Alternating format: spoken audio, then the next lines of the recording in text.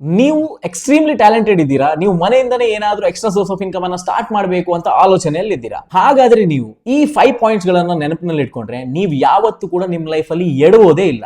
Last one is very important, ಕೊನೆ ತನಕ ನೋಡಿ. ಫಸ್ಟ್ ಒನ್, ಯಾವುದೇ ಒಂದು ಬಿಸ್ನೆಸ್ ಅನ್ನು ಸ್ಟಾರ್ಟ್ ಮಾಡಿ ಅದು either service oriented or product oriented business ಆಗಿರಬೇಕು. ಸರ್ವಿಸ್ ಓರಿಯೆಂಟೆಡ್ ಬಿಸ್ನೆಸ್ ಕೂಡ ಆ ಸರ್ವಿಸ್ ಎನ್ನುವಂಥದ್ದು ರೀಯೂಸೇಬಲ್ ಆಗಿರಬೇಕು ಅಂತ ಹೇಳಿದ್ರೆ ಕಸ್ಟಮರ್ ಯೂಸ್ ಮಾಡ್ತಾ ಇರಬೇಕು ನಿಮ್ಮ ಸರ್ವಿಸ್ ಅನ್ನ. Or else products based industry ನೀವು ಸೆಲೆಕ್ಟ್ ಮಾಡ್ತೀರಾ, ಪ್ರಾಡಕ್ಟ್ ಅನ್ನ ಕಸ್ಟಮರ್ ಮತ್ತೆ ಮತ್ತೆ ಪದೇ ಪದೇ ಪರ್ಚೇಸ್ ಮಾಡುವಂತದ್ದಾಗಿರಬೇಕು. ಅಕಸ್ಮಾತ್ ನಿಮ್ಮ ಪ್ರಾಡಕ್ಟ್ ಎನ್ನುವಂಥದ್ದು ಒನ್ ಟೈಮ್ ಪರ್ಚೇಸ್ ಪ್ರಾಡಕ್ಟ್ ಆಗಿದ್ರೆ ನೀವು ನೋಡ್ಕೊಳ್ಬೇಕಾಗುತ್ತೆ ನಿಮ್ಗೆ ಅದರಲ್ಲಿ ಫ್ಯೂಚರ್ ಇದೆಯಾ ಇಲ್ವಾ ಎನ್ನುವಂಥದ್ದನ್ನ.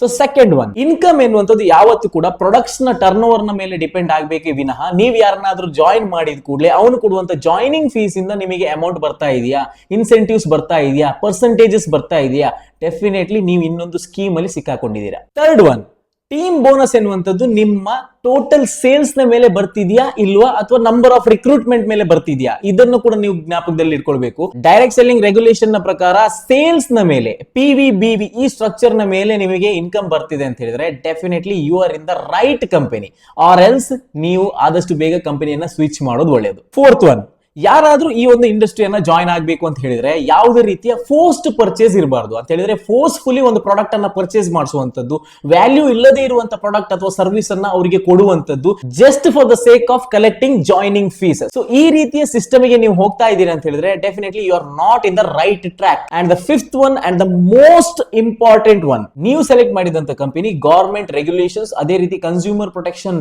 ಲಾ ಅಂಡರ್ ಅಲ್ಲಿ ಸ್ಟೇಟ್ ಆಗಿರುವಂತಹ ಅಷ್ಟು ಕ್ಲಾಸ್ ಗಳನ್ನ ಫಾಲೋ ಮಾಡ್ತಾ ಇದೆಯಾ ಇಲ್ವಾ ಎನ್ನುವಂಥದ್ದನ್ನ ಜ್ಞಾಪಕದಲ್ಲಿ ಇಟ್ಕೊಳ್ಳಿ. ಯಾಕೆ ಅಂತ ಹೇಳಿದ್ರೆ under prize chits and money circulation scheme act of 1978 ಎಲ್ಲ ಪಿರಮಿಡ್ ಸ್ಕೀಮ್ ಗಳನ್ನ, ಚೈನ್ ಸಿಸ್ಟಮ್ಸ್ ಗಳನ್ನ, ಹಣದ ಸರ್ಕ್ಯುಲೇಷನ್ ಅನ್ನ ಮಾಡ್ತಿರುವಂತ ಅಷ್ಟು ಸಿಸ್ಟಮ್ಸ್ ಗಳನ್ನ ಬ್ಯಾನ್ ಮಾಡಿದ್ದಾರೆ, ಕಂಪ್ಲೀಟ್ಲಿ ಇಲ್ಲೀಗಲ್ ಅಂತ ಘೋಷಣೆ ಮಾಡಿದ್ದಾರೆ.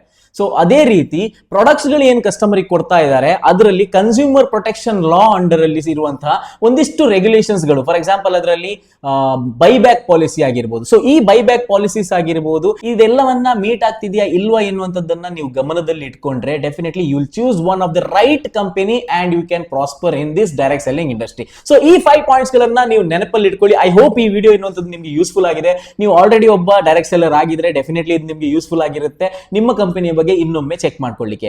So do follow my page for more information.